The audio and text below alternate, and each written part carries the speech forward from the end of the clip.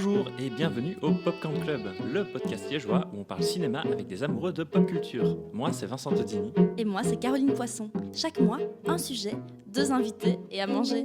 Vincent, tu fais péter le popcorn ? Aujourd'hui, on accueille Stan qui est propriétaire des 4 Maisons, qui est spécialisé donc, dans l'univers étendu du sorcier à la cicatrice et aux lunettes rondes. Salut Stan. Salut. Et alors, on a aussi pour la première fois, là en tout cas c'est 2 grandes premières à nos 2 invités, pour la première fois Katia Lanero, qui est autrice, scénariste et script doctor. Salut. Ce qui est particulièrement pertinent puisqu'on va discuter un petit peu cinéma, évidemment, on va se focaliser sur les films donc de Harry Potter. Et alors, Harry Potter, Caro, ça parle de quoi ?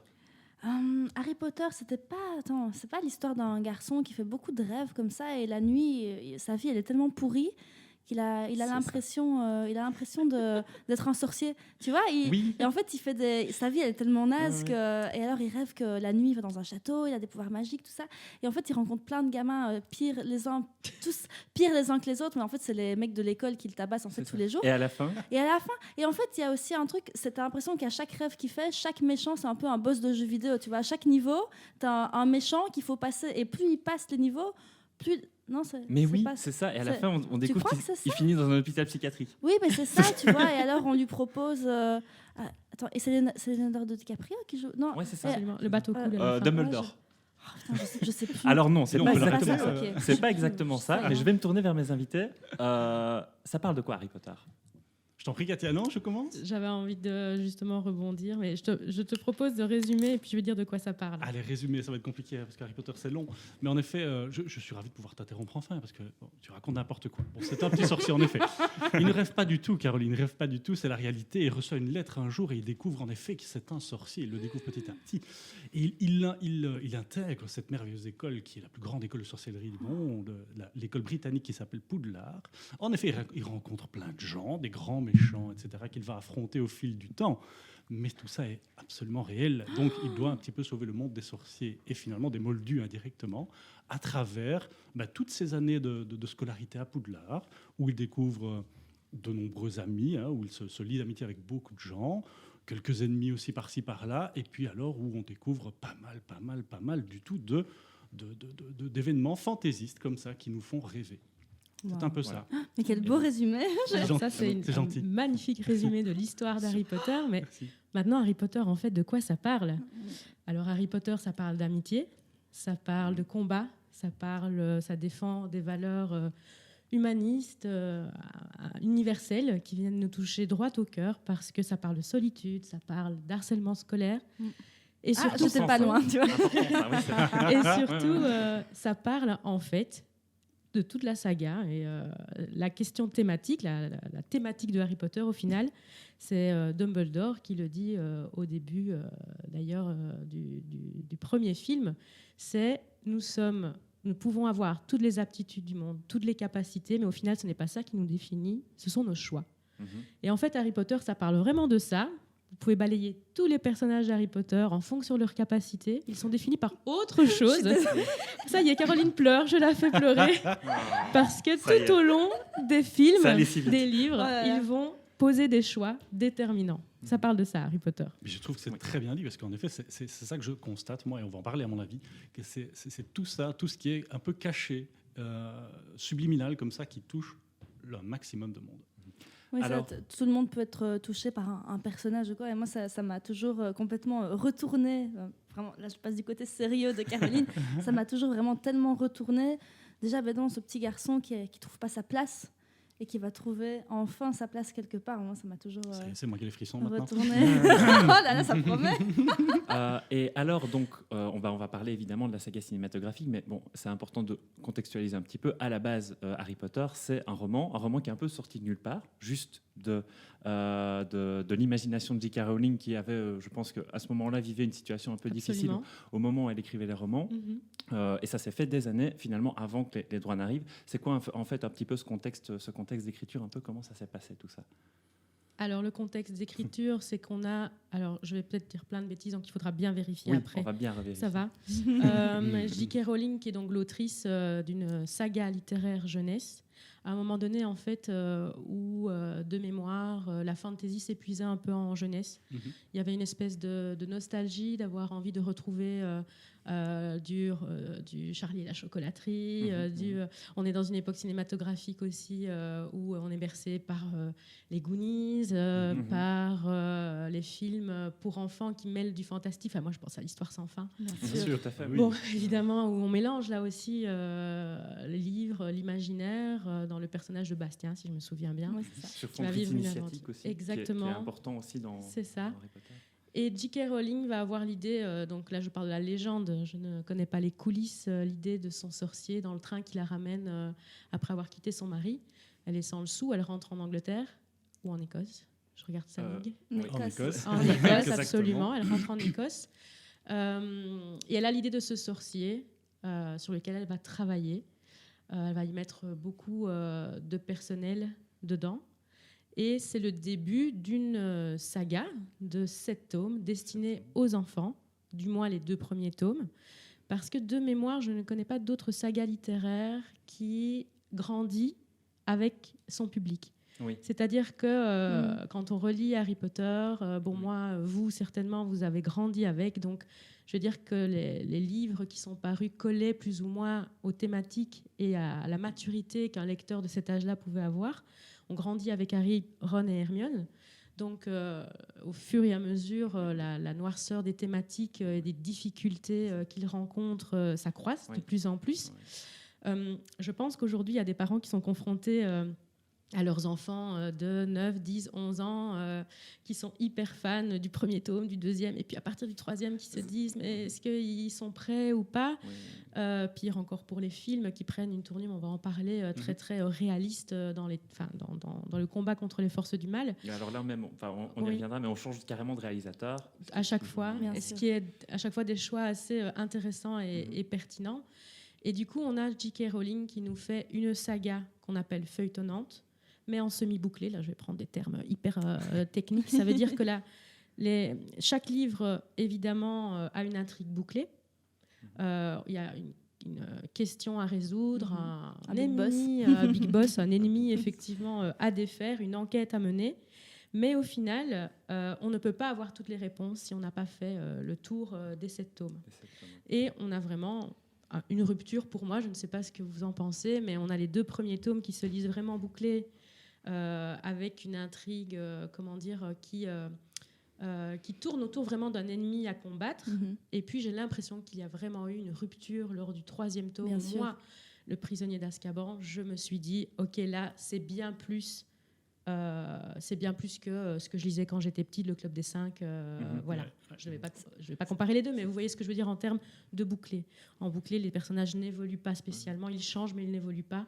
Tandis que là, on a clairement un arc dramaturgique pour chaque personnage Harry Potter. Et aussi, je dirais, cette impression que ça se termine en demi-teinte, en fait, ce 3e volet, comparé aux 2 premiers. Et d'ailleurs, là, ça serait peut-être, à moins que tu voulais peut-être rajouter quelque chose. Non. D'ailleurs, c'est très complet comme analyse, à laquelle je n'aurais pas pu répondre aussi bien, mais je suis d'accord avec toi dans le sens où, en effet, on a pu grandir avec. Et on a cette évolution qui nous mène finalement à la traversée de différents modes d'adolescents que moi, j'ai découvert. Parce que moi, personnellement, c'était la première découverte littéraire de ce type. Et donc, on va rebondir là-dessus, à mon avis, plus tard, mais je pense qu'en effet, tu as soulevé pas mal de sujets intéressants. Et donc, quel était votre bouquin préféré des 7 ? Écoute, j'étais en pleine découverte de la lecture, moi. Je n'étais pas un bon lecteur à la base, donc Prince de Sang Mêlé.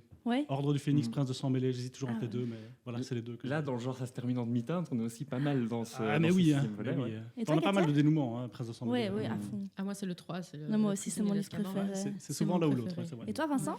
Moi, en fait, au niveau des bouquins, c'est le 4e. C'est le 4e. La coupe de feu, et par contre, tu as l'impression qu'en fait, à partir de là, c'est le 2e cycle, la 2e phase. C'est mon avis aussi. Mais par contre, en film, c'est celui que j'aime le moins. Ah oui, on va pouvoir y revenir. Donc on disait qu'en fait, les 2 premiers semblaient très très féeriques par rapport au fait que ça commence finalement à se teinter de beaucoup de noirceur à partir du 3e. Et ça se sent par exemple très fort dans la façon dont cette saga a été pensée globalement. Mais en gros, le premier film, et en fait aussi le 2e, on va aller chercher pas n'importe quel réalisateur. Déjà, on va aller chercher un Américain, ce qui semble un peu bizarre, sachant... Ce qui était contre l'avis, le désir de J.K. Rowling en tout cas, mais qui avait cédé tous ses droits de mémoire.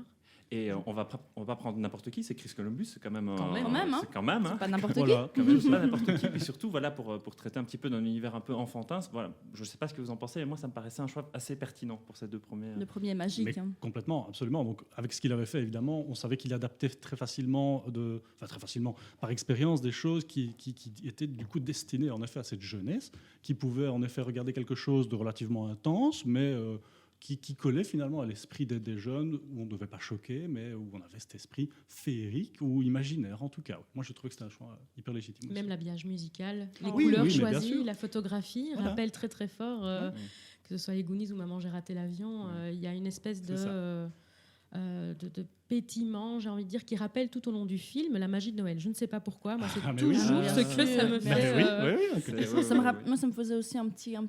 Le film est moins connu, mais Richard au pays des livres magiques.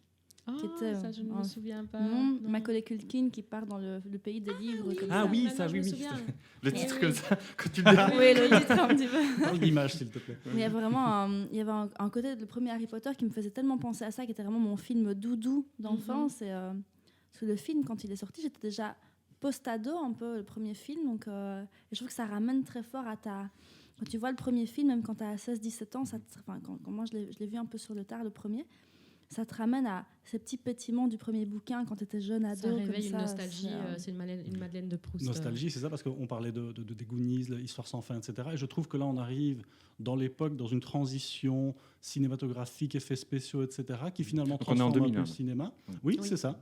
Ça transforme un peu le cinéma, parce que moi, j'étais plutôt amateur de films avant d'être lecteur. Et du coup, j'ai constaté, en effet, comme tu dis, une nostalgie de ce qu'on avait vu auparavant. Ou par contre, on a ces tons cinématographiques, quand je parle de ton, c'est de l'image, de l'atmosphère que l'on peut découvrir à travers les images du film, et où on a quand même une évolution qui nous transporte d'autant plus, je trouve. Ça a vraiment été cette première fois pour moi où dans le cinéma, j'ai eu la nostalgie, mais en même temps une nouveauté, quoi, où on a découvert d'autres choses. Ok, parce que en fait, tu parlais d'habillage musical, mais sur ces deux premiers volets, il y a aussi quelqu'un qu'on n'a pas cité encore maintenant, c'est le compositeur de la musique. Donc c'est John Williams. John Williams, je ne sais pas dire, je l'ai Ah gardé oui. entre mes dents. Non. Mais... qui donc crée ce thème iconique qui là pour le coup va rester jusqu'à la fin, mais mais il va pas rester par exemple sur toute la saga. Pas toutes, non.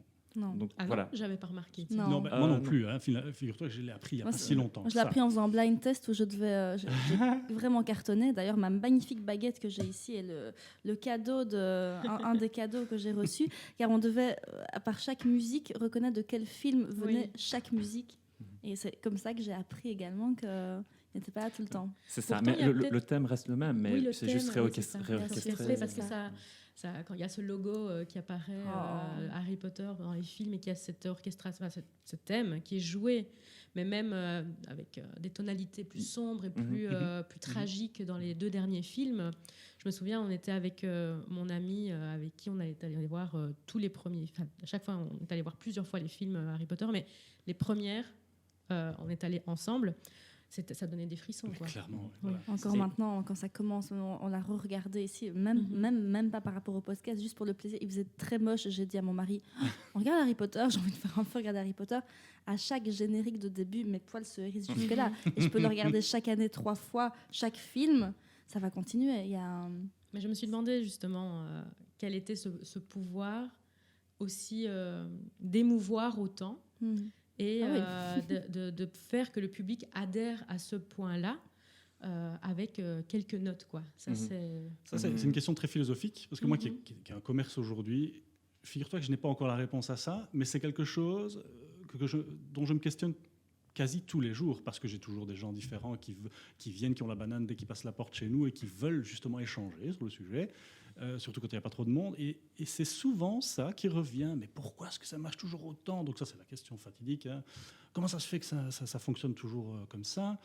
Eh bien, j'en reviens toujours à en effet, ces notes musicales, ces images, cette atmosphère qui parvient toujours à nous lever les poils. Qu'est-ce qui fait que on a plein d'explications, tout le monde me donne son avis, mais je n'ai jamais finalement la même version chez tout le monde. Il y a toujours quelque chose de différent qui touche et qui est en effet là au-dessus, qui a le pouvoir de faire ça à autant de monde. C'est incroyable. Hein. Pour moi, c'est vraiment la complétude de l'univers. Oui, et la façon, parce que j'ai lu beaucoup de fantasy, où un monde est inventé et en fait où, au final, on embarque dans le livre. Alors là, c'est important de le préciser, c'est qu'Harry Potter, en fait, on le présente comme étant dans notre société, en tout cas au début, mais c'est de la pure fantaisie. Oui, ce n'est pas du fantastique. Voilà. Arrêtez de dire qu'Harry Potter, c'est du fantastique. Mais je ne vais pas m'embarquer sur une différenciation des genres. Parce que sinon... Mais donc, j'ai lu beaucoup de littérature fantasy quand j'étais ado et puis jeune adulte. Mais maintenant, j'en lis beaucoup, mais de primo-romanciers qui écrivent leurs manuscrits. Et donc, ils me prennent comme script doctor pour que j'analyse un petit peu ce qui a été fait et que je propose des améliorations. Et ce que je dis toujours, c'est que c'est très bien de créer un monde, c'est magnifique, c'est encyclopédique, c'est super intelligent, très philosophique, on remet en question la politique, on parle de plein de sujets en fantasy. Mais le gros défaut que je remarque, c'est que le personnage principal est un véhicule qui nous permet de véhiculer dans le monde, mais sans nous demander de nous investir émotionnellement. Et en fait, la force de Harry Potter, c'est qu'à travers ce personnage, on découvre, alors c'est très intéressant, on a pris quand même un sorcier qui ne connaissait pas le monde des sorciers, comme ça nous découvrons en même temps que lui, mais dans l'action. Bien sûr. Donc émotionnellement, en plus, ça a un impact. On ne peut qu'adhérer, quoi. On ne peut qu'entrer complètement dedans. Et alors, on parlait de ces premiers films, donc à nouveau, donc le premier et le deuxième, à savoir Harry Potter à l'école des sorciers et Harry Potter et la chambre des secrets, donc tous les deux réalisés par Chris Columbus. Donc on l'avait précisé, J.K. Rowling, elle, c'est très important pour elle qu'il y ait cette identité anglaise dans l'univers de Harry Potter, mais là on va prendre un américain, mais pourtant, je trouve que, alors là vous allez me dire ce que vous en pensez, dans l'esthétique de l'école, quand on se retrouve dedans, ça fait ultra pensionnat anglais. Oui, on est à fond dedans, alors que c'est un américain, mais qui est, voilà, il y a cette esthétique qu'il arrive à véhiculer dedans et qui, je trouve, disparaît complètement du reste des films. Enfin, complètement, je ne sais pas, mais en tout cas, je trouve que ce côté pensionnat anglais est vraiment complètement amoindri. Présent au départ, oui, je suis d'accord, mais si je peux me permettre, je trouve que ces pensionnats anglais, tels qu'on le verrait sur une brochure, tu vois, ils portent les uniformes, etc. Alors qu'après, nous entrons dans la vie de tous les jours du pensionnat dans les autres films. C'est ça. On a la diversification vestimentaire, chaque jeune ne porte pas tout le temps sa cape. Enfin, il y a un côté réappropriation et vraie vie, le fait qu'ils se marrent dans les dortoirs, ils se font des blagues. Il y a quelque chose de... qui devient un peu plus universel, justement. Universel, voilà, on c'est ça. rejoint ce qu'on disait tout à l'heure. Et en même temps, esthétiquement, c'est intéressant puisque Harry découvre Poudlard. Donc, on découvre avec lui, peut-être par strates, les différentes facettes de l'école. D'ailleurs, l'école ne se ressemble jamais d'un film à l'autre. Oui, d'accord, mais il faut qu'elle évolue. Mais bien sûr. D'ailleurs, je suis partie à Londres voir les studios. Oui, pareil. Tu as été aussi. Oui, je suis allée avec ma fille. Vous n'avez pas encore été, vous? Avec non, tu m'en avais parlé, c'est vrai. Et quand tu vois justement tous ces bâtiments, ces décors, enfin oui, il y a un côté en même temps très anglais, en même temps, je voyais tous ces fauteuils, ces lits, tout ce que j'avais envie de faire, ça allait me réfugier dedans, me mettre dans leur couverture, me mettre dans leur... je sais pas, il y a un côté doudou comme ça, c'est un peu mon mot fétiche très très professionnel, mais il y a un côté doudou à tous ces décors.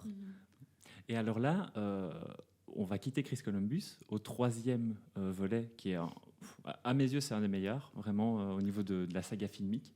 On arrive aux Prisonniers d'Azkaban. Donc là, on parlait de demi-teinte, etc. Et là, ils ne sont pas allés prendre n'importe qui. On a Alfonso Cuarón, qui vient faire un pur film fantastique, là, pour le coup. Enfin, désolé, voilà, attention. Est-ce qu'on est d'accord là-dessus, par exemple sur le côté horrifique qu'il amène, la façon qu'il a aussi de même si on est déjà dans un univers de fantasy, de petit à petit plonger ses protagonistes dans de l'étrangeté toujours plus poussée.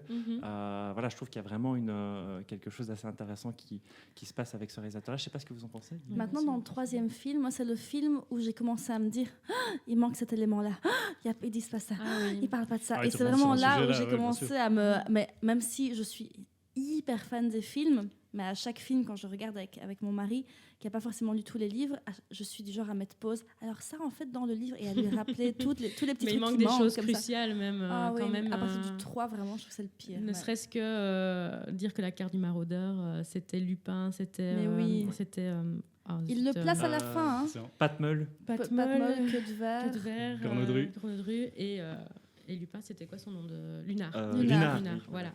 Et de dire que c'était eux qui ont créé la carte du maraudeur et que leur patronus était lié à ça. Mais il le place à la fin, mais en une demi-phrase. Quoi. Oui, c'est ça. Donc, ouais. Mais bon. Mon analyse de fan, parce que Katia fera 10 fois mieux ça que moi. Mais, tu fais ça très bien aussi. Mais oui, c'est super gentil, merci. Moi, je n'ai pas la connaissance d'un fan aussi habité mais non, oui, voilà, que c'est toi. ça Donc, ce que je découvre super intéressant entre nous deux. C'est qu'en effet, moi aussi, j'ai eu cette frustration d'avoir lu les bouquins. Et comme toi, je découvre, mais attends, c'est pas dans le bon ordre. Qu'est-ce que vous faites? Et donc, ce qui s'est passé, c'est qu'à un moment donné, je dois bien l'avouer, j'ai découvert quelques films, pas le 3, mais après les bouquins. Et je me suis dit, finalement, c'est pas plus mal. Parce que j'ai enfin eu la bonne surprise plutôt que la mauvaise. Parce que dans le 3, c'est ce qui se passe en premier. J'ai eu cette première frustration. Donc, chronologie, certains détails. Alors, particulièrement l'histoire, c'est faux parce que je suis en train de relire le 3 à ma fille pour l'instant qui va avoir 8 ans. Et j'ai fait, mais oui, ce passage où cette discussion aux 3 balais entre Fudge, le ministre de la magie, les professeurs et Hagrid, juste à côté de Ron, Hermione et Harry qui découvre l'histoire de son parrain, que c'est son parrain, etc., qui finalement qui est complètement expédié dans le film, où là je me dis, oh les gars, quand même, chouette le film, mais on rate quand même énormément de choses. Et le phénomène qui se passe aujourd'hui, parce que tu parlais d'enfants de 9, 10, 11 ans, malheureusement, je dis malheureusement parce que ça commence déjà à 5, 6, 7 ans, les enfants qui viennent en magasin découvrent les films sans spécialement avoir l'envie de lire. Oui. Et donc, j'ai beau essayer de pousser, j'essaie de pousser et d'expliquer qu'en effet, dans les bouquins, vous découvrirez la vraie histoire, les détails. Et finalement, quelque chose qui, à leur âge, va pas les aider, hein, mais les aider à imaginer les choses différemment et finalement se dire que l'histoire d'Harry Potter, c'était pas juste un film, quoi. Hein, c'est pas un gars qui a mis ça dans un écran. C'est plus que ça. Donc, lisez les bouquins. Mais l'adaptation littéraire, c'est un art vraiment en soi. C'est un art, oui. Parce qu'il faut passer d'un média à un autre. C'est pour ça que je ne fais plus de classement dans ma tête entre les livres et les films, parce que ce sont 2 médias différents qui n'apportent pas les mêmes émotions. Dans le livre, on a la proximité avec l'histoire. On a un narrateur qui vient nous coller au plus près de Harry, puisqu'on est en narration externe, mais focalisée vraiment sur Harry Potter. Elle se permet dans plusieurs passages d'aller sur la focalisation sur un autre personnage, et souvent c'est plutôt Voldemort, en fait, c'est pas innocent.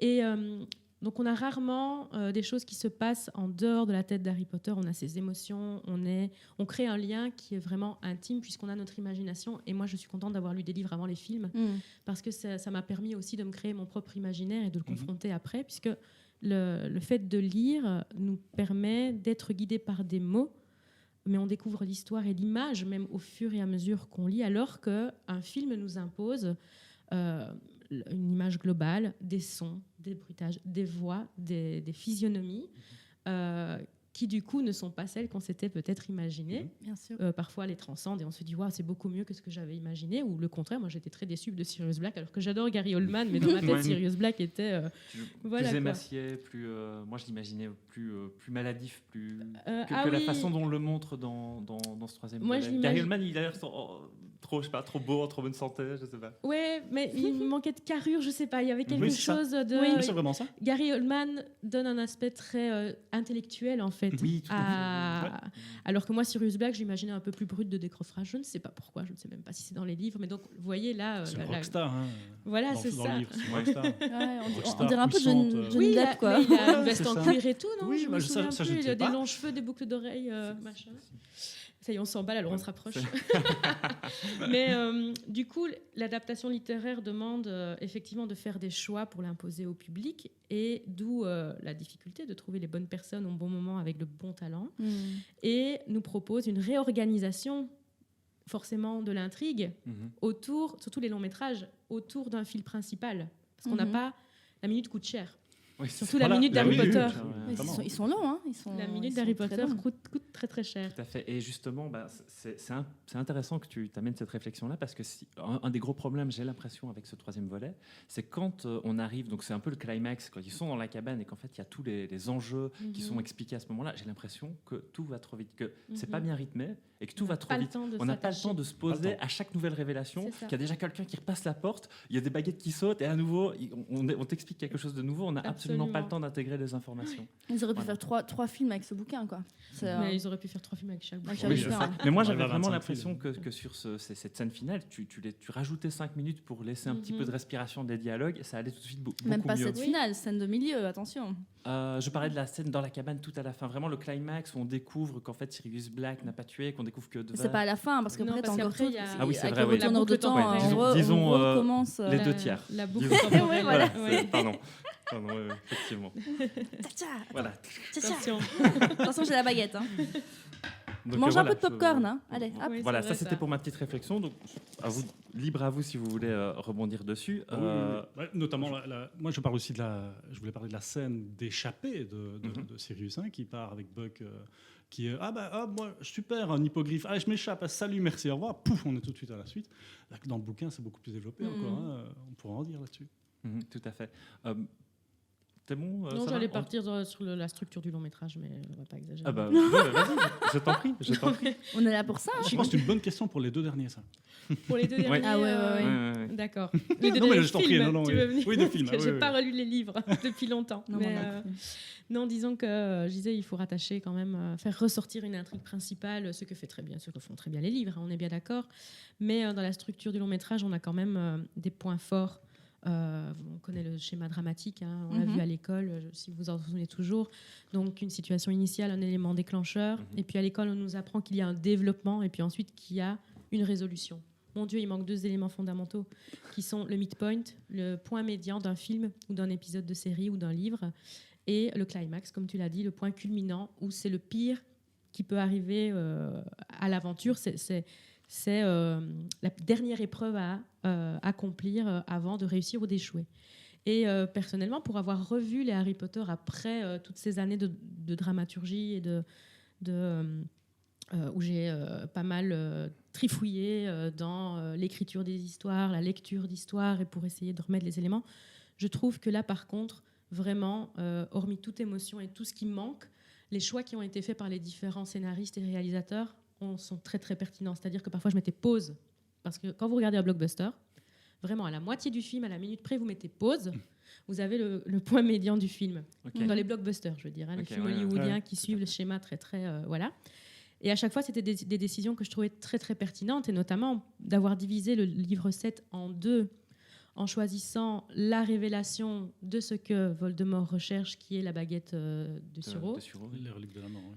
Voilà, eh bien c'est très pertinent puisque nous finissons une boucle et nous repartons sur une autre quête qui est de retrouver ou de comprendre la baguette en tout cas et de l'affronter une bonne fois pour toutes, quoi. Je ne sais pas si dans le livre c'est effectivement à la moitié de l'histoire, mais ne vous fiez pas dans les livres, il ne faut pas ouvrir à la moitié des pages, parce que de toute façon l'exposition... Le cachet de la bibliothèque à la page 100. C'est ça. Il faut plus de temps dans un livre pour installer une situation initiale, donc il y a plus de mots pour décrire ce qui se passe. C'était ma petite réflexion sur le schéma. Non, mais c'est hyper intéressant de le voir par ce biais-là, parce que c'est vrai que autant je bouffe du film.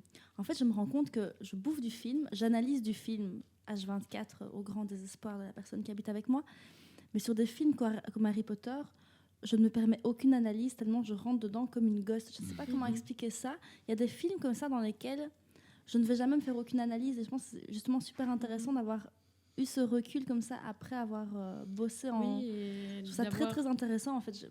Ok, on va se les refaire encore. Mais il faut et regarde tout ça, parce que même au niveau de la thématique qui est énoncée très clairement, et dès donc la thématique de ce ne sont pas nos aptitudes qui nous définissent mais les choix que l'on pose, les plus grands dilemmes vont arriver à tous ces personnages tout le long des romans. La première chose que Harry, le premier choix qu'il fait au final, en arrivant à Poudlard, c'est Drago Malfoy qui lui dit « Je te connais, tu es célèbre, rejoins-moi, je connais les bonnes personnes ici. » Je peux te conseiller. Et il dit non. Et ça, c'est le premier choix qu'il pose. Et en fait, on va pouvoir voir dans tous les films que ça concerne tous les personnages. Et si tu veux vraiment kiffer, le regarder autrement, regarde à chaque fois qu'un personnage pose un choix, à chaque fois qu'il est capable de faire quelque chose. La plus grande tentation, je pense, c'est dans la fin de l'Ordre du Phénix, quand Bellatrix Lestrange vient de tuer Sirius Black. Il dit vas-y, oui. Il lui court après, et là, il essaie de lui lancer le sort de la mort. Et Voldemort vient lui susurrer, mais vas-y. Et là, de nouveau, il pose un choix. Il ne le fait pas. Donc, vraiment, si tu veux kiffer, tu regardes, vous regardez tous en regardant, mais tiens, à quel moment les personnages font des choix, à quoi sont-ils confrontés, c'est quoi leur dilemme. Et c'est ça qui donne une véritable unité, en fait. Par contre, il y a quelque chose où là, je me suis dit, tiens, il me manquait ce personnage-là. C'est que, point de vue de la thématique que je viens d'énoncer, mais si ça se trouve, vous avez une autre interprétation, non, et ça m'intéresserait totalement, c'est que il y a autre chose qui découle de ça, c'est qu'on dirait que les enfants font les mêmes choix que leurs parents. C'est-à-dire qu'à part les Régulus et Sirius Black, tous les autres sont assez fidèles aux valeurs de leur famille. Et moi, ça m'aurait vraiment beaucoup plu Drago, que Drago, mais oui, mais qu'il marque un peu plus quand il refuse de suivre, qu'il marque celui qui casse la transmission des valeurs familiales. Parce que les bons sont bons, les méchants sont méchants. Et là, c'est vrai que le côté filiation est aussi très présent. On n'avait peut-être pas assez mentionné au début, mais c'est quelque chose de très très important. Ne serait-ce que voilà le côté Harry Potter. Nous, tu disais, on peut rentrer dans cet univers parce qu'Harry Potter ne sait rien, parce qu'il n'a pas de parents finalement. Lui, c'est un peu une page blanche qui nous permet, nous justement, en termes de par rapport au bouquin ou par rapport au film, de pouvoir appliquer, d'avoir un réflexe empathique pour lui, justement parce que lui, il a ce côté sans filiation et donc voilà. Mais j'aime justement Le Prince de Sang Mêlé, qui est mon film préféré à cause du personnage de Drago. Tous ces plans il devient très humain, très lents, où il est près de l'armoire et il hésite. Je trouve que ces plans sont magnifiques. Alors peut-être que ça va pas assez loin, je peux l'entendre, mais je trouve que ce personnage et cet acteur, à chaque fois, je suis complètement empathique avec lui et j'ai des frissons avec ce personnage à tous les choix qu'il pose, qu'il hésite, il sait pas, parce qu'il a quand même une famille, enfin un père, c'est quand même, c'est rude quoi, il y a quand même un bazar là-dessus, et je trouve que c'est un des plus beaux personnages en fait de la saga, mais peut-être effectivement que ça va pas assez loin.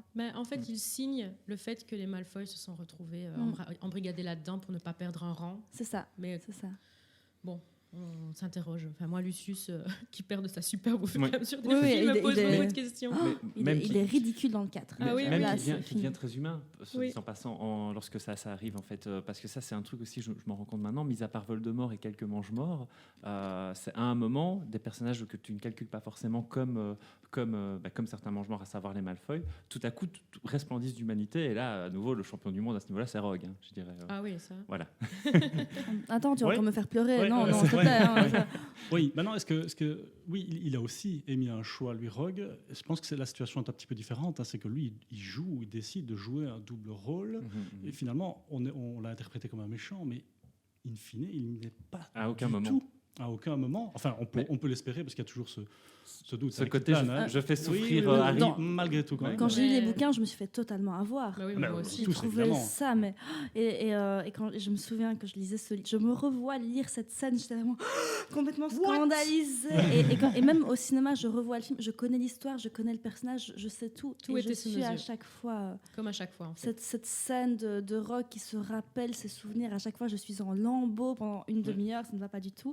C'est ça qui fait la force aussi, je pense, du scénario de Harry Potter, c'est que tout est sous nos yeux depuis le départ.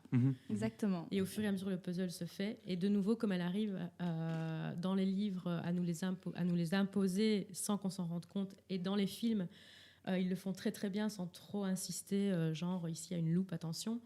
Je pense que c'est la force aussi, c'est qu'on se fait complètement avoir. Harry Potter, c'est à chaque fois des enquêtes policières, en fait. Oui, tout à fait. C'est ça. Et tu parlais de personnages qui posent des choix. Pardon, j'ai trop de popcorn en bouche. Hop. Tu parlais de personnages qui posent des choix. Il y a un personnage à un moment donné qui ne pose pas de choix et ça lui est reproché. C'est Ron qui n'invite pas Hermione au bal dans l'Ordre du Phénix. Dans la Coupe de Feu, pardon. Et que c'est vraiment la fête typique de quand on était ado, où les filles pleurent sur leur... La soirée a duré trop longtemps, tout le monde pleure. C'est ça, tout le monde pleure sur le côté. Et où Hermione dit en larmes à Ron, mais la prochaine fois, si tu ne veux pas qu'on m'invite, mais invite-moi. Et qu'il il est complètement béné comme ça sur le truc. C'est vraiment le choix qu'il n'a pas posé, qui oriente comme ça la soirée. Je trouve ça assez... Oui, il y a quelque chose d'un peu désuet là-dedans. Donc, aussi le bal, y aller à deux. Oui. Donc on arrive au quatrième Oui, au volet, quatrième, puisqu'on l'évoque. Ma transition est transition, parfaite. la La Vincent. transition est Ah, parfaite. je Et sais. là, il y a un changement. On change encore de réalisateur. On arrive avec Mike Newell, Ouais. j'espère que je le dis bien, qui là est anglais. Donc là, on a un réalisateur anglais. Et alors ça, je ne sais pas ce que vous en pensez, mais j'ai vraiment l'impression que c'était l'épisode le plus faible au niveau des films. J'ai beaucoup de mal avec ce de film. Je toute la trouve qu'il saga. est trop rapide. Tout est trop rapide. L'arrivée dans les quotas, tout, moi, ça m'énerve. Quand ils sont dans la chambre, ils arrivent, puis c'est le truc de Quidditch. En fait, non. Mais vous savez qu'on arrive dans des bouquins qui font je ne sais plus combien de Mais oui, pages. c'est Alors ça, ils commencent bien à sûr, gonfler, tout à là, les fait. amis, Pour là. le Et même on va nombre arriver. de minutes au final. Bien Voilà, c'est sûr. ça. Il faut évidemment adapter toute une panoplie d'événements qui se suivent et qui sont hyper détaillés dans les bouquins. Mais le début est tellement rapide. Alors oui, cette Coupe du Monde, évidemment, qui est complètement négligée. Winky, qui est l'elfe de maison dont on n'entend pas parler Pas du tout parler. dans les films. Alors qu'on peut entrevoir, je ne sais pas si vous avez déjà vu cette scène sur Internet, où on la voit sur un cheval à côté de Dobby. Non, personne ne le savait, ça. Non. J'ai entendu quelque chose. Ah bah voilà, Ben super. voilà, allez sur Internet, vous tapez Winky coupe de feu, vous verrez peut-être cette Ah. micro-scène, mais qui dure une fraction de seconde. Enfin bref, c'était la parenthèse. Enfin, tout ça, en effet, qui manque, parce que du coup, il y a ce rôle du ministre de la magie qui intervient aussi, et qui, en effet, là, je pense qu'on a perdu 100 pages, 150 pages, Oui. qui auraient pu amener une intrigue encore plus développée dans le film. Et ça, il faut y penser. Pas facile. Là, c'est une question vraiment. Le livre Coupe de feu est beaucoup plus gros que les autres. Oui, moi je Je me me souviens souviens que sur pas mon du tout. étagère, il faisait Ah, presque ouais. le Exactement. double du premier Ah, ou ouais, du ouais. deuxième. Le 4 et 5 sont les deux plus grands. Ok. Voilà. Et en fait, ce qu'il y a, c'est que je trouvais que j'avais évoqué certains soucis qu'avait le troisième vis-à-vis de la façon dont ça déballait son intrigue. Et j'ai cette impression que le quatrième, c'est exactement la même chose aussi. Surtout, et en fait, c'est là que maintenant que je m'en rends compte aussi, c'est dans ces phases de résolution. Tu parlais d'enquête, quand on arrive dans les résolutions, voilà, c'est pas un Hercule Poirot qui va amener le calme dans la pièce et dire voilà, je sais qu'en fait c'était ça qui se passait. Il y a jamais de calme, tout est très vite expédié et on n'a pas le temps d'apprécier le fait qu'on s'est fait avoir peut-être par l'intrigue. Oui, parce que là, en termes de résolution de l'intrigue, on se retrouve dans le cimetière avec Voldemort. On a peur pour tout le monde. Cédric vient de mourir. Effectivement, on n'a pas le temps de se dire c'était donc ça. Je me suis posé une question. Je l'ai regardé il y a 2 semaines.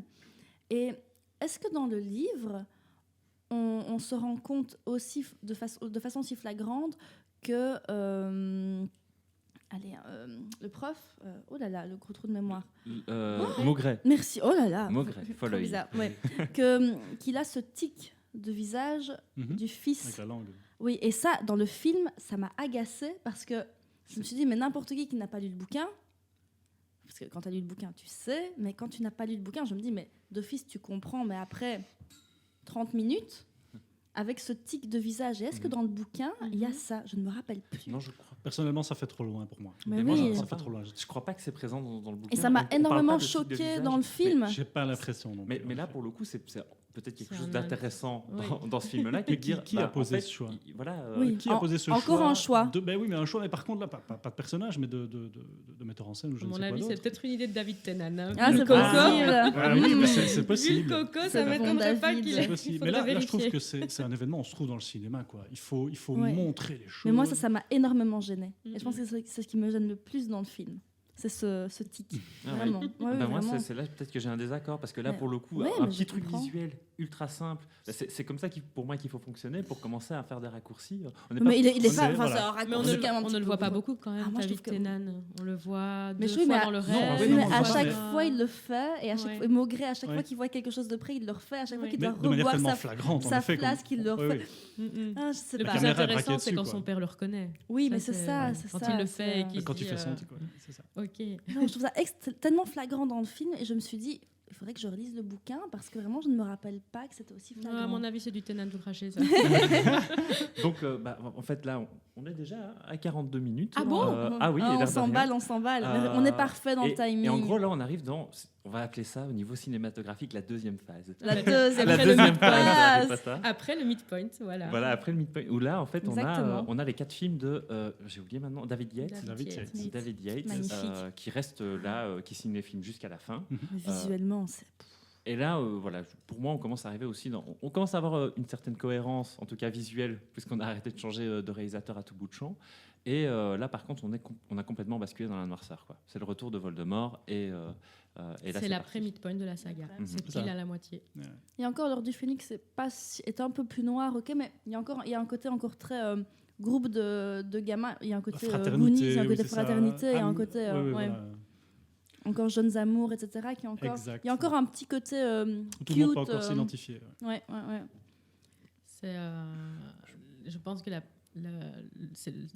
voilà, la réponse, je trouve une des premières réponses apportées par Harry Potter au sujet de la terreur qui revient dans l'Ordre du Phénix. Je pense que là, on voit clairement que face à la terreur, il y a le rire. Ouais, face à la terreur, il y a le groupe. Face à la terreur, il y a l'alliance, en fait. Et une des scènes que je préfère, je crois, dans tout Harry Potter, c'est quand même l'attentat farfelu de Fred et George pendant les buses. Alors là, je crois que c'est une des scènes qui m'émeut le plus parce que là, en fait, Fred et George, ils montrent qu'ils n'ont plus peur, en fait, parce que Ombrage ne peut plus rien leur faire. Le ministère ne va pas contrôler leur vie. Et on peut compter sur eux pour ça. Oui, je crois que... Et là, en faisant cet attentat à la farce et attrape, ils déjouent totalement, et ça, c'est quelque chose qu'on retrouve souvent avec l'épouvantard, qu'il faut rendre ridicule, avec... mais là, je fais un petit saut dans Les Reliques de la Mort, quand Harry invite Hermione à danser pour essayer de lui changer les idées. Il reste le rire malgré la terreur. Et ça, cette scène dans l'Ordre du Phénix est pour moi une des meilleures de toute la saga. Surtout avec cet ombrage, mais qui est... Je pense que si j'avais vu ce film quand j'avais 8 ans, ça aurait été mon personnage de film d'horreur le plus stressant. Elle est parfaite. Elle est incroyable. Elle est parfaite. On est bien d'accord, mais moi c'est un de mes personnages préférés, figure-toi. Je suis souvent contradictoire avec ce que les gens me disent en boutique, mais comment vous pouvez aimer ce personnage? Alors le personnage, bien évidemment, qu'on ne l'aime pas. Tu as les assiettes en boutique avec les petits chats? Oui. Oui, j'ai en tout cas une partie qui peut y faire penser, mais surtout la baguette sur le fond rose. Ils ont fait ça dans le merchandising, ils ont fait sa baguette sur un petit socle rose, évidemment pour faire penser à elle, mais pas pour rien, parce que dans les films, elle a représenté en effet une image tellement impactante comme ça de ce tyran autoritaire qui a des œillères comme ça. Et sous couvert de bienveillance. Sous couvert de bienveillance, exactement. Je sais ce qui est bon pour toi. C'est le pire des tyrans. Tu ne sais pas ce qui est bon pour toi. Moi, je sais.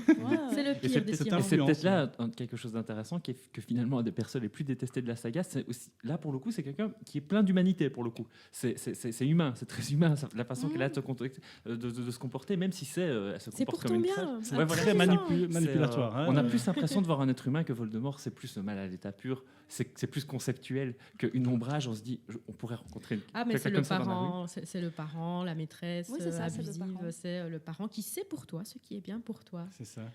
Parce qu'on présente Dumbledore depuis le début comme celui qui sait bien. Non, on croit, mais c'est ça, tu vois. Il y a cette chose que depuis le départ, Dumbledore, c'est celui qui fait bien pour toi et tout ça. Et je trouve que ça, c'est beaucoup plus évidemment développé dans les bouquins, mais qu'en fait, Dumbledore. C'est un calculateur. C'est un calculateur. C'est un enfoiré. C'est un vilain.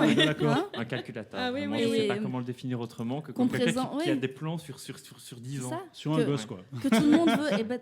Tout le monde veut la carte de Dumbledore. C'est dans le premier film, la première carte qui sort, c'est Dumbledore. C'est le héros. En fait, c'est le pire, au final. Exactement. Mais avant les souvenirs de Rogue, quand il le dit clairement, mais vous élevez ce garçon comme un cochon qui va aller à l'abattoir. Tout à fait. On n'a pas d'idée claire de Dumbledore. On ne comprend pas. Mais finalement, c'est là qu'on pourrait, je ne suis pas spécialiste, mais interpréter que, enfin moi c'est déjà une analyse que je me suis faite finalement, est-ce qu'il n'y a qu'un seul personnage principal? Alors c'est toujours le cas, j'imagine, mais est-ce que finalement Dumbledore n'est pas, de manière un peu cachée, un des personnages, ou le personnage principal qui fait passer toute l'intrigue à travers un autre personnage, parce que finalement tous ces calculs, toutes ces intrigues sont issues, je pense, de la manipulation de ce directeur d'école tellement puissant qui finalement a la main sur beaucoup de monde sans que ce monde le sache. Et qui n'installe pas une cellule psychologique dans son école. Mon Dieu. C'est vrai. Et c'est vrai que quand on arrive finalement, donc tu parlais du fait que Dumbledore pouvait avoir ce côté aussi, c'est aussi un personnage très important, presque un personnage principal, secondaire. Ouais, voilà, c'est ça. Mais en gros, c'est vrai qu'il y a une vraie résolution finalement de son arc narratif sur la fin, quand enfin on découvre toute la vérité sur lui, et qui fait vraiment une espèce d'acte de contrition où enfin son plan est arrivé à terme, et c'est à Harry, bon, dans son rêve, hein, voilà, pour ceux qui se souviennent, et où là en fait il s'excuse et on le voit pleurer pour la première fois. D'ailleurs, dans le bouquin, je ne sais plus par contre si dans le film, je ne pense pas qu'on voit un moment de pure émotion comme ça, mais en tout cas dans le bouquin c'est la façon dont ça se conclut pour lui, et effectivement quand on voit une fin pareille, on se dit ce personnage avait vraiment beaucoup trop d'importance. Énormément d'importance, oui, c'est ça. Il fallait qu'il meure, hein. Il fallait Oui, qu'il c'est laisse ça. Harry vivre sa vie. Mais c'est son Obi-Wan, quoi. C'est Voilà, ça. c'est Oui, voilà. C'est ça, mais oui, voilà. Là, il prend la baguette et il la jette. Ouais, c'est ça. Parce que cet affrontement, du coup, pour rebondir là-dessus, le personnage principal, encore finalement, qui Voldemort affronte véritablement, de qui finalement Voldemort a vraiment peur initialement, parce qu'il est mort de peur, hein, de Dumbledore. C'est pas tellement d'Harry Potter. Finalement, Harry Potter, il pense en faire une bouchée. Mais Harry Potter, sous l'influence et la manipulation de Dumbledore, Voldemort a directement continué à en être ultra effrayé. Oui. Donc, Dumbledore est beaucoup, beaucoup plus présent finalement qu'on ne le croit. Terrible, absolument. Et alors, je voudrais juste revenir un tout petit peu, par exemple, au 5, je ne sais pas ce que vous en pensez, mais moi je trouve que ce film reste aussi celui qui, en termes de mystère, parce que voilà, tu parlais donc il y a le côté enquête et tout, parfois ça fait un peu murder mystery, et ben là, je trouve que c'est celui qui est le plus immédiatement visible. On a un mystère, on a envie de le franchir. En gros, c'est cette porte. Cette porte qui voit tout le temps en rêve, une porte fermée, et toi tu veux savoir ce qu'il y a derrière, il n'y a pas plus simple, quoi. Je pense à ce niveau-là. Parce que moi, pour moi, la question dramatique, enfin la question la plus importante, c'était pourquoi son nom a-t-il été mis dans la... Non, je parlais du 5e volet. Oh, pardon, donc le 5e volet, c'est l'Ordre du Phénix. Excuse-moi, j'étais restée sur le 4, je ne sais pas pourquoi. Et il rêve d'une porte au ministère de la magie. Voilà. Fait, et donc il y a un mystère qui est là, et tu n'as pas besoin de plus. C'est vraiment une porte, je veux savoir ce qu'il y a derrière, on lui dit tu ne dois pas le faire, c'est encore pire. Ouais. Donc voilà. C'était ma dernière petite. Et qu'est-ce qu'il y a derrière, du coup, Vincent? Alors, qu'est-ce qu'il y a derrière? Il y a l'orbe. Ah, voilà, donc on va pouvoir en venir. Vas-y, tu peux nous pitcher, en fait, cette deuxième partie, finalement, d'intrigue dans l'univers. Mais on est bien d'accord, tu parles de la prophétie, finalement. Qui, finalement, la prophétie va tout révéler, en quelque sorte. Hein. Cette prophétie, littéralement, qui explique que l'histoire... finalement, c'est la naissance d'un enfant dont on ne sait finalement au début pas exactement lequel. On ne sait pas que c'est Harry Potter parce qu'il y a ce Neville Londubat qui est derrière tout ça aussi. On y reviendra. Qui naît quasi en même temps qu'Harry Potter. On pourrait penser que c'est peut-être lui aussi l'enfant dangereux, en tout cas qui a ce dénouement entre les mains. Mais finalement, dans cette prophétie, et là, on découvre en effet vers quoi on va aller. Dans la technique cinématographique, je suppose qu'en effet, c'est là aussi qu'on va découvrir le reste du dénouement. Mais on va se dire, oula, oui, c'est ça qui doit se passer maintenant. Donc Harry doit mourir, en fait. Mais non, il ne peut pas mourir. Et donc, je te laisse rebondir sur la suite. En réalité, donc, le moment où il passe cette porte pour aller chercher la prophétie, c'est le moment où son parrain, où son parrain meurt. Ça aussi, c'est très important pour lui. C'est une blessure supplémentaire qui est aussi très importante pour le personnage. Et à partir de là, c'est le moment où, avec Dumbledore, il va se mettre finalement à enquêter avant sa mort, et où il va se découvrir qu'en fait, le truc à trouver, des petites espèces d'armes à trouver pour vaincre Voldemort, ce sera les reliques de la mort. Et là, on arrive finalement aux 2 derniers films. On a un peu expédié le 6e. En gros, le 6e. Il est un peu... Voilà. C'est pas mon préféré. Moi, je l'adore. Voilà. Je pense que c'est vraiment visuellement... les images me parlent énormément dans le 6e. Je trouve qu'il y a un côté... On sort de Poudlard, là. Poudlard va plus loin, on va dans d'autres... C'est très beau. Je pourrais même pas dire quel est mon préféré. Je pense que je les aime. J'aime tout. Peut-être un peu moins la coupe de feu. Mais je pense que tout est... Je raffole de celui-là, mais particulièrement du bouquin. Je le déteste dans un autre sens, parce qu'en effet, tout est dans le désordre. Oui, c'est ça. Tout est mélangé, on découvre des choses qui ne sont pas exactement décrites comme dans le bouquin. C'est dégueulasse, quoi. Travail mal fait. On est d'accord, quoi. Qu'est-ce que c'est que ça? Puis on arrive à ces fameuses reliques, voilà, comme tu disais. Donc film en 2 parties, où là, on arrive, cette espèce de bataille finale aussi. Beaucoup, finalement, d'enquêtes dans le premier, beaucoup de patinage aussi, où on voit les persos en difficulté énorme. Je crois mais que j'aime beaucoup ça, parce que justement, enfin, ils ont un... Ils se posent, exactement. Et ils sont paumés, et ils n'ont plus, justement, c'est aussi le moment où ils n'ont plus Dumbledore pour les guider. Il n'y a plus ce truc où on les met sur des rails, où il y a ce truc un peu magique de Club des 5, justement, où tu sais par où tu vas, machin. Là, ils sont juste paumés, quoi. Et il y a ce côté où qu'est-ce qu'on fait là, quoi? Qu'est-ce qu'on fout? On attend, il se passe quoi? On ne sait pas ce qu'on fait. On ne sait pas. Et heureusement qu'Hermione est là. Et cette scène de danse, incroyable, tellement touchante, tellement. Donc ce premier film en fait qui se termine sur le casse. Parce que c'est en fait ça se termine sur un casse. Voilà, c'est un casse dans une banque dans Gringotts, donc ce qui est franchement pas évident à faire. Et ensuite, là, on arrive, c'est le grand moment de la saga, c'est la bataille de Poudlard, qu'il a. Le casse, c'est pas dans le début du 6. Le casse. Attends, parce que je non, les ai non. revus d'affilée. Oui, alors. Je sais plus où est le générique. Le casse, en fait, à un moment, pour récupérer. Alors, qu'est-ce qu'ils cherchent? Attends, parce que la fin du 7. Là, ils vont chercher la coupe d'Elga Poufsouffle. C'est ça, ils vont chercher la coupe d'Elga. d'Elga. Que dans le coffre de Bellatrix. Ah oui, le casse. Le casse, oui. Pas le casque, le casse. Oui, le casse. Je les ai regardés d'affilée. Un heist movie, ça se transforme en heist movie. Donc, excuse-moi, Vincent, c'est la deuxième fois. Et donc voilà, finalement on arrive à cette bataille de Poudlard où finalement il y a beaucoup d'intrigues qui se concluent un peu à ces moments-là. Je pense notamment au Malfoy, c'est vraiment là que finalement tout se termine. Tellement de morts, tellement de morts. Et puis alors il y a, et ça c'est une différence entre. Faut pas en parler. La mort de Dobby, pour moi, je pense que c'est je ne sais, quand je revois le film, je dois me cacher les yeux. Cette mort de Dobby, je ne peux pas. J'en connais beaucoup qui réagissent comme ça. J'ai plein de potes qui, s'ils écoutent ceci après, ils vont dire mais ouais, Stan, c'est bon, t'es encore dans ton triple, arrête, t'es complètement malade en fait. Non, mais la mort de Dobby, c'est la mort la plus traumatisante. C'est le personnage le plus c'est le plus héroïque. Pour moi, Dobby, c'est un des héros, quoi. Dans les films, ouais, tout à fait. Voilà, c'est ça. C'est à ça que je pense, en fait. C'est ça. C'est là que le cinéma t'a touché, tu vois. C'est là la tricherie du cinéma que t'as touché, que j'aime un peu moins, en effet. Oui, mais je comprends. Tu vois ce que je veux dire. Mais par contre, je suis tout comme toi. Je trouve que rien n'aurait été possible sans Dobby. Tu vois, pour moi, c'est Dobby et Harry Potter sur le monde. Tout à fait. Mais là, je vais rebondir sur ce que tu dis, parce qu'il y a un grand héros, finalement, qu'on montre dans les bouquins, qui n'est pas Harry Potter et qu'on ne fait pas du tout ressentir ça dans les films, c'est Neville Londubat. Neville Londubat qui a une vraie... Là, je parlais d'évolution de personnage. Lui, c'est important, cette évolution-là. Et dans les films, ça reste un comic relief du début à la toute fin. Ouais. Sauf à la toute fin. J'ai vu quand même à partir du... Attends, de quel film il s'oppose souvent. Oui. À partir du premier des Reliques de la Mort, mais même de l'Ordre du Phénix, quand il insiste pour aller avec eux... même avant, quand il s'oppose, c'est comme ça qu'il gagne le tournoi des 4 maisons, parce que Neville s'est opposé à ses amis. Voilà, il pose quand même des actes, il fait quand même des choix qui sont jugés donc héroïques. Moi, ce que j'aime beaucoup, c'est qu'on lui ait permis de tuer un Horcrux, quoi. Qu'il ait tué le serpent. Et du coup, il y a un Horcrux qui est tué par Dumbledore, un autre qui est tué par Harry. Par Ron et Hermione ensemble, par Ron tout seul, par Neville. Et de là, à nouveau, on retrouve la coopération, l'équipe. Exactement. Et cette scène où il tranche comme ça. Mais justement, je trouve qu'il a l'air tellement idiot dans le film. Et je trouve que c'est vraiment l'idée de... Il faut... Voilà, on sait bien, en ayant lu les bouquins, que c'est devenu quelqu'un de balèze. En fait, on te présente vraiment comme quelqu'un de badass quand tu arrives dans les bouquins. Tout à la bien samouraï. C'est vrai. Voilà, bien samouraï. Il a dans le film, on s'est dit non. L'acteur est devenu très badass. Non, c'est ça. Mais dans les films, on se dit non, c'est Neville Londubat. C'est Neville Londubat, donc c'est pas possible. Il est habillé avec un vieux truc à carreaux. Exactement. Très british. Exactement. Et donc, par exemple, il est évanoui et quand il se réveille, il faut qu'il fasse une grimace, il faut qu'il louche. Même si après il coupe la tête d'un serpent, on s'en fout. L'important c'est que ça reste le comic relief. Et ça, c'est un truc qui me dérange peut-être un peu. Mais c'est dommage qu'il n'y ait pas eu le doute sur la prophétie dans les films. Ça, c'est un ressort extraordinaire à exploiter.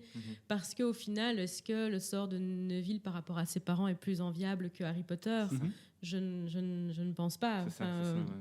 Et qu'il y ait ce doute, moi je me suis dit longtemps, peut-être qu'en fait, Harry Potter, c'est celui qui va mener l'aventure, qui va leader, etc., qui porte le nom de la saga, mais peut-être que celui qui doit tuer Voldemort, ça va être Neville Londubat. Ça aurait été spectaculaire. Mais là, dramaturgiquement, c'est une vraie trahison. On peut penser aux maisons, aussi aux caractéristiques. Finalement, Harry pourrait être envoyé chez Serpentard, mais pourquoi ? Parce qu'il a probablement beaucoup d'ambition. Parce que Neville n'a probablement pas. Neville pourrait être chez Poufsouffle. Oui, en quelque sorte, mais surtout, on découvre que finalement, c'est quelqu'un d'extrêmement courageux. C'est ça. Il y a un peu toutes les épreuves qu'il soulève. C'est le gars un peu comique, etc. Mais parce qu'il a une bête tête, parce qu'il a les dents en avant, etc. Mais du coup, il doit affronter toutes les moqueries. Pardon. Ils sont descendus dans les pectoraux. Ah, ça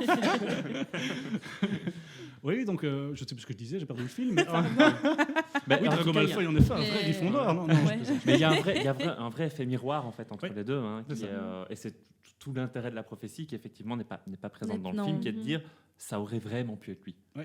Mais ça, il vois, pouvait ça- faire 17 films, quoi. Ah oui. Il y a tellement à faire, quoi. Je trouve que dans les choix aussi posés et qui sont déterminants, il y a ce choix de Narcissa Ouais. Malfoy, Oui, bien sûr. qui décide de ne pas révéler que Harry est vivant parce Oui, qu'elle se l'humanité des préoccupe, Malfoy. De Malfoy, Oui. ouais. qu'elle se préoccupe de son fils. J'avais pour moi, mais peut-être que je vais trop loin, une réponse entre le sacrifice de Lily pour Mhm. protéger son Mhm. fils. Enfin, C'est ça. on s'est tout dit à quand fait. même, Ah, les j'y ai mères pensé dans beaucoup. Harry Potter sont Ouais, vachement badass, quoi. ouais. Mrs. J'y ai Weasley, faut pas Merci la faire Molly, chier. hein, mais bien ouais. sûr, oui, oui. Enfin, elles Exactement. sont vachement Ouais. campées. Et voilà.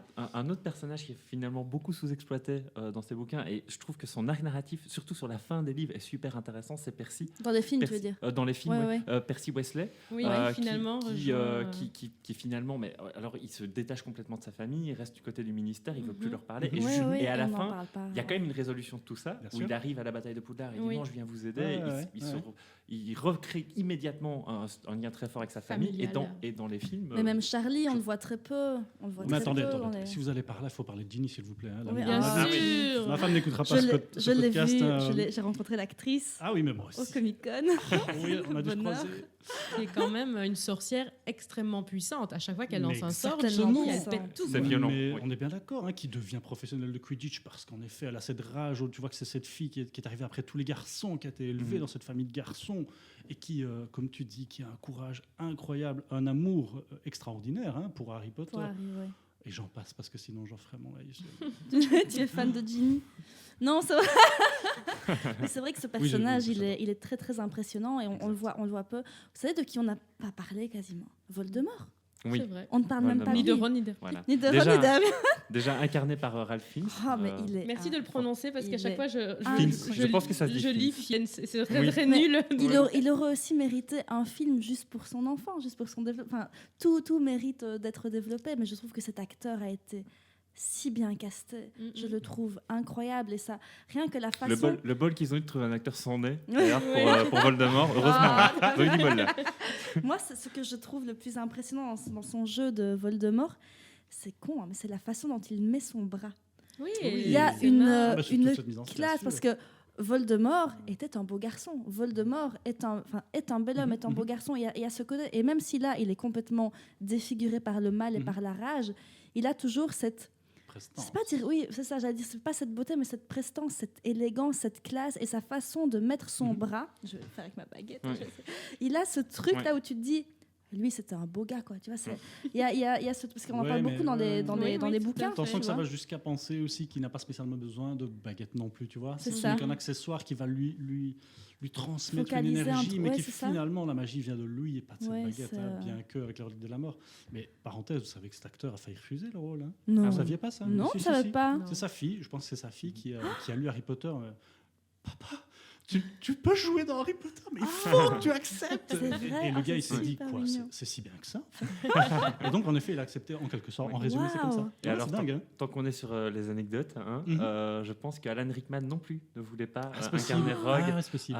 Et que finalement, en fait, je crois que c'était un choix prédéterminé déjà par J.K. Rowling, qui ne voyait que Ouais. quelqu'un comme lui Mhm. pour incarner ce personnage-là, et qu'elle a dû lui expliquer Oui, la fin de l'arc oui, tout à narratif du fait. personnage Oui, pour oui. qu'il Ah accepte oui, de. Qu'il accepte et qu'il Exactement. comprenne comment il C'était devait le jouer. son. c'est ça, mais tout C'est à ça. fait, parce qu'il y a toujours cette dualité que Mhm. quand tu comprends à la fin, en fait, tu peux revoir toutes ces mimiques, Mais toutes ces. À et chaque fois, tout est c'est parfait. juste. Tout À est chaque juste. fois, c'est juste. Ce mec est machine. Et la détestation de la haine qu'il a pour Mhm. Harry, ce n'est pas tellement Harry en fait qu'il Mhm. déteste, c'est Bien ce que sûr. James. Voilà, représente chez lui. Exactement. Et la Exact. dernière chose qu'il dit à Harry quand il va mourir, c'est tu as les yeux de Mhm. ta mère et il Ah, voit j'en enfin fais des Lily. frissons. Là, Mais, je euh, t'aime. Sinon, je t'aime pas. Oh là là là là là là là là. Arrêtez, Et alors, arrêtez, je vais alors, encore pleurer. on va préciser 2-3 choses parce que là, on vient de citer plein d'acteurs, mais c'est vrai qu'Harry Potter, mis à part le casting des jeunes qui étaient ils étaient tout neufs et ils ont commencé à 10 ans, évidemment. À côté de ça, c'était bourré d'acteurs anglais de ultra gros Mais calibre. oui, Et t'as sûr, gros ouais, calibre. bien sûr. hein.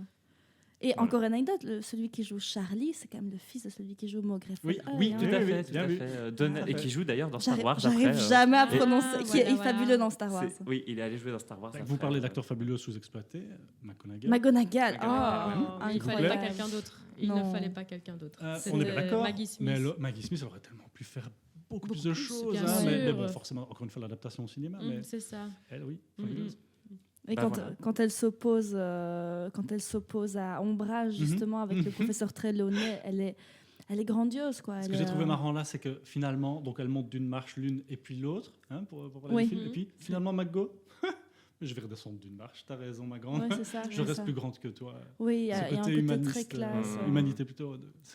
Bon, ok, je me les suis tous refaits il y a 2 semaines. Je vais recommencer ce soir et refaire les bouquins et retourner à Londres. Et, encore une dernière anecdote, si je peux me permettre. Je suis partie en Écosse sur les traces d'Harry Potter avec mon neveu que Stanley connaît parce qu'on a fait... Stanley organise des super anniversaires dans sa magnifique boutique. Et je suis partie sur les traces d'Harry Potter, voir le pont, voir le train, voir le cimetière où elle a été chercher les noms de ses personnages. Donc il y a toutes les tombes. Tu as eu les larmes aux yeux toute la journée. Oh non, mais je suis allée pendant 2 semaines. Mais c'était... franchement, si vous êtes fan, ceux qui écoutaient, ça vaut vraiment la peine d'aller là. C'est pas parce que aller voir les studios, ça c'est merveilleux, c'est le côté cinéma, mais aller là où l'inspiration est venue, c'est juste parfait en fait. Bah écoutez, merci. On est arrivé à 1h04 quand même d'enregistrement. D'Harry Potter, mais d'Harry Potter. Alors je ne sais pas si vous êtes intéressé de parler un tout petit peu, parce que la saga cinématographique s'est un peu perpétuée. On a eu, j'y pense et je me dis, on va terminer là-dessus, c'est tellement dommage. Est-ce qu'on a eu, alors non, de la merde. Okay. Non, tellement dommage. Ah ok, j'étais là, c'est tellement de la merde. J'étais là, ces films sont quand même, ça mérite pas ça, tu vois. Non, j'étais là. Qu'est-ce que vous en pensez finalement de ces animaux fantastiques? Moi, j'ai trouvé que c'était une belle actualisation parce qu'on peut aimer Harry Potter pour toutes les raisons qu'on vient de citer pendant 1h04, mais il y a aussi des débats qu'il serait bon de réactualiser. Ouais. Par exemple, je pense que dans les films 1 et 2, il faut chercher la diversité dans les élèves. À partir d'Alfonso Cuarón, on a beaucoup plus de diversité à l'écran. On pourrait mettre Hermione, je ne sais pas moi, il y avait eu cette pièce de théâtre dont j'ai oublié le nom. L'enfant maudit, avec toute la polémique parce que ils avaient choisi une actrice noire pour jouer Hermione. Voilà, et puis des choses qui peuvent être rediscutées aujourd'hui, comme par exemple ces histoires de bal. Pourquoi est-ce qu'Hermione, au final, je suis sûre qu'une gamine d'aujourd'hui dirait mais pourquoi elle ne l'a pas évité Exactement. Voilà. Exactement. Et en fait, là, avec les animaux fantastiques, j'aime beaucoup l'approche qui a été faite de Norbert Dragono, qui, j'avais écouté un podcast et j'avais lu un article là-dessus, montre une autre virilité, en fait. Alors, le choix de l'acteur n'est pas anodin là-dedans. Bien sûr. Et je vais dire que dans Harry Potter, on a la thématique donc sur les choix et sur nos aptitudes. J'ai l'impression, et dites-moi ce que vous en pensez, qu'elle est clairement énoncée par Dumbledore dans Les Reliques de la Mort. Il dit Harry, ne plains pas les morts, plains plutôt les vivants, surtout ceux qui vivent sans amour. Oui. Et dans les animaux fantastiques, j'ai l'impression qu'on va suivre par exemple ce jeune homme Crédence qui est un monstre, qui devient un monstre, mais qu'on voit bien que lui et sa sœur, si je me souviens bien, parce que ça je ne les ai pas revus, vivent sans amour. Il devient un monstre et on a un personnage comme Norbert Dragono qui est plein d'empathie et plein de douceur et qui n'en est pas moins viril, homme, etc. Exactement. Et qui va essayer de convaincre le monstre plutôt que de l'abattre. Et je trouve que cette thématique-là, et je n'ai vu qu'une fois le deuxième, donc je ne me souviens pas très bien, se poursuit dans le deuxième. Et puis ce que j'adore, moi, c'est de faire le puzzle, en fait. Oui. Et de la découverte, mais moi, c'est peut-être moi qui interprète un peu trop loin, que Dumbledore et Grindelwald avaient quand même plus qu'un lien de meilleurs amis. Ouais, quoi. Peut-être bien. J'attends de voir la... Tu n'interprètes pas du tout, c'est une réalité. Je sais qu'elle voulait qu'Albus mais dans les bouquins, on n'en parle pas de ça. Non, c'est ça. Elle, dans sa conviction... Quasi pas. Qui étaient potes, quoi, à un moment, et qui sont... oui, mais moi, j'ai quand même l'impression, pour les avoir lus plusieurs fois, que tu as quand même cette tendance où tu pourrais te poser la question, alors c'est peut-être le gars qui interprète très vite, mais elle voulait que... Je sais que son désir, dans la fiche de personnage d'Albus Dumbledore, c'est qu'il est homosexuel. Ouais, c'est ça. Et quand j'ai vu le deuxième film des Animaux Fantastiques et que j'ai vu cette scène mais c'est du souvenir, donc je suis vraiment désolée, où il dit, Dumbledore, que c'était beaucoup plus qu'un ami. Oui. Ce n'est pas dit, peut-être qu'il le garde pour le 3e film, mais je me suis dit, enfin. Ouais, Bref. Et surtout, là, il joue sur l'expression cinématographique, l'expression du personnage, avec l'émotion sur ce qu'il est en train de dire. Donc non, je ne peux pas l'affronter. Mais ce n'est pas juste je ne peux pas l'affronter parce qu'il y a un pacte de sang, bien qu'il y a quand même un pacte de sang, mais je ne peux pas l'affronter pour plus que ça. C'est là qu'on est en train, en effet, d'arriver sur le terrain de plus qu'amis.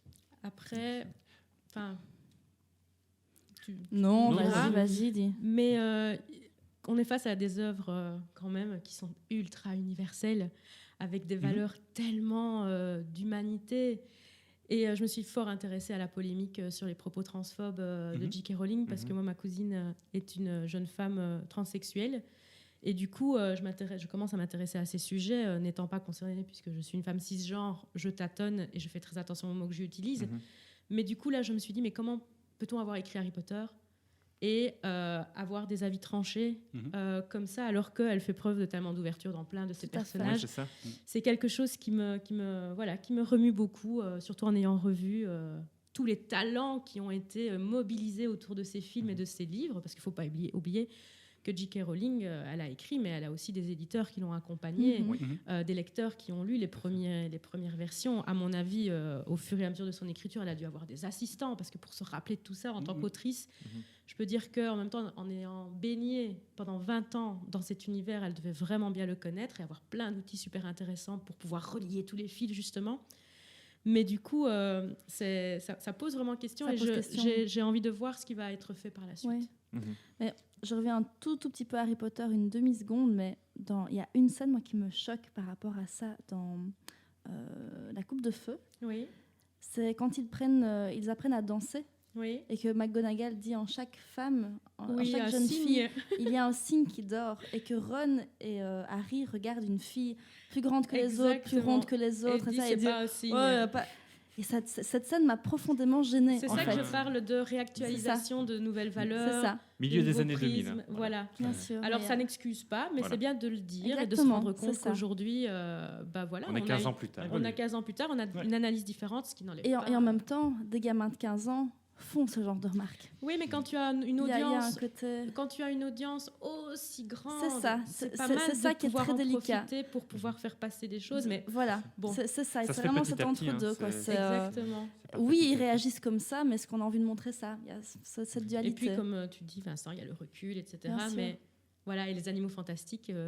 Alors, après, je te cède la parole parce que tu n'as pas encore parlé des animaux fantastiques. Non, mais j'attends de voir la suite avec impatience. Mais je suis ravi d'entendre ça parce que très souvent, moi, encore une fois, ayant un commerce, j'entends tous les avis possibles et imaginables et que je constate quand même que 99 personnes sur 100 sont extrêmement déçus, n'aiment pas du tout ça, c'est vraiment dommage qu'ils ont fait, il faut qu'ils arrêtent, ça devient comme Star Wars, etc.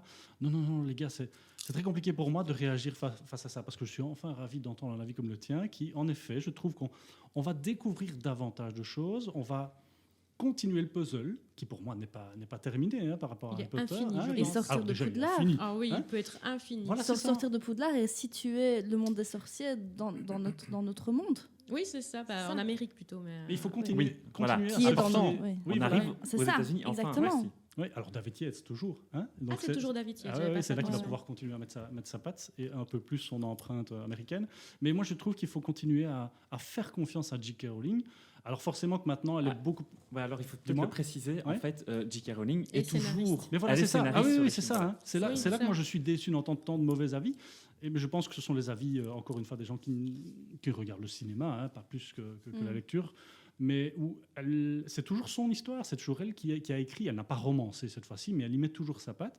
Et elle nous fait découvrir, elle nous a fait découvrir à travers plusieurs interviews, de pas mal de dénouements supplémentaires, de pièces de puzzle supplémentaires, mais là on le voit au cinéma, et on sait qu'il y a encore tellement de choses, tu l'as dit, c'est infini Harry Potter, mais où on va encore découvrir tellement de choses, notamment à travers de nouveaux personnages qu'on a découverts dans Harry Potter. Norbert Dragono, voilà, n'en parlons pas, il a quand même écrit des bouquins que les élèves suivent à l'école de Poudlard, dans Harry Potter, et je trouve qu'en effet, avec le monde d'aujourd'hui, donc 15-20 ans plus tard, avec les nouvelles techniques et les nouveaux a priori, entre guillemets, dont il faut faire très attention, on a une histoire qui a évolué.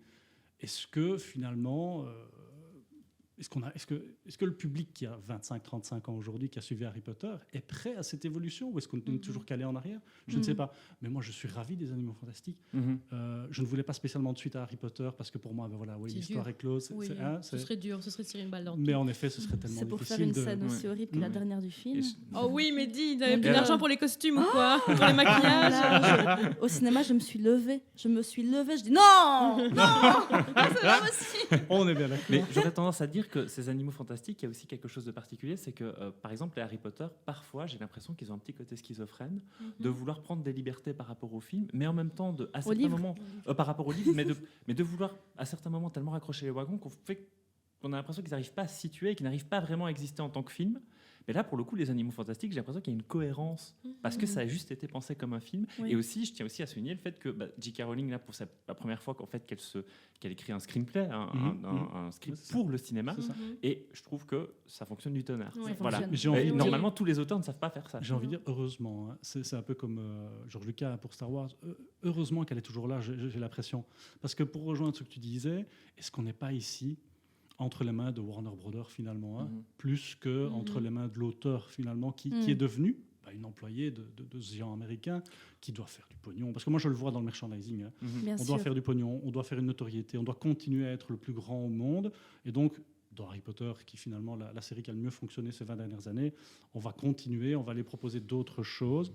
Donc moi je m'accroche au fait que l'auteur est toujours là, que c'est elle qui a encore les cartes en main au niveau de l'intrigue et de ce qui peut se dérouler. Mais j'ai peur, en effet, de ce que ça peut devenir. Voilà.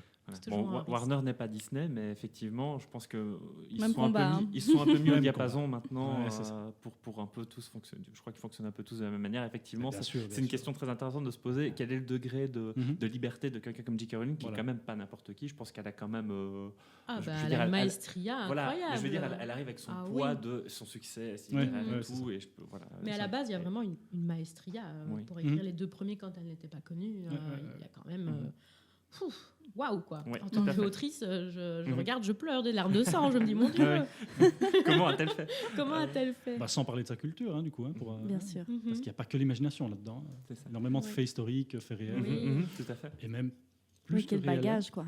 Ésotérique, Puis, etc. il faut aussi... Parce que je me souviens que je ne sais plus à quel âge j'avais quand j'ai lu le premier livre. J'ai voulu le livre en anglais. Mais tellement de mots inventés que je n'en étais pas capable à l'époque. C'était impossible. Ces mots inventés, pas ce langage, mais ces le travail de traduction, du coup. Les traducteurs, on n'en a pas parlé, mais les traducteurs... Incroyable. Pas mal. Incroyable. Pas mal. Mais grâce à ma baguette, je vais donc mettre fin à cette magnifique rencontre. Et moi, je vais juste faire une toute petite dernière digression pour dire, vous parliez d'univers ultra étendu. Et ben, si vous voulez aller un peu plus loin, je vous invite à attendre. Enfin, en fait, il va continuer à falloir l'attendre, mais bientôt, il y a un jeu vidéo Star Wars qui va sortir, Hogwarts Legacy, où là, effectivement, ça propose de partir dans une époque complètement différente. On n'est pas Star Wars. Non, quoi pas Star Wars. Hogwarts Legacy. Il a dit Star Wars. T'as dit Star Wars. C'est bien que tu précises, jeu vidéo Star Wars, t'as dit ça. Ah, pardon. Attends, non, là, le crossover entre Star Wars et Harry Potter. Je commence à fatiguer. Les baguettes deviennent des sabres laser. Je me dis, attends, il y a un truc là, il y a un truc que je n'ai pas suivi. Hogwarts, je vais dire Hogwarts Legacy, Et comme tu dis, en effet, on est à une autre époque. Attention, si après on a Alien versus Predator, on aura peut-être Darth Vader versus Voldemort. Attention. Donc voilà, c'était la dernière petite précision. Et avec ta baguette, tu peux maintenant... Voilà. Merci à tous. On vous remercie d'être venus. C'était un plaisir. Et on vous dit à bientôt. Merci. Salut. C'était le Popcorn Club. Merci de nous avoir écoutés. Merci à Equinox FM de nous prêter leurs super locaux. Cet épisode est à réécouter entre autres sur Apple Podcast, Google Podcast, Spotify et Radio Rectangle. Vincent, t'oublieras pas de racheter du popcorn ?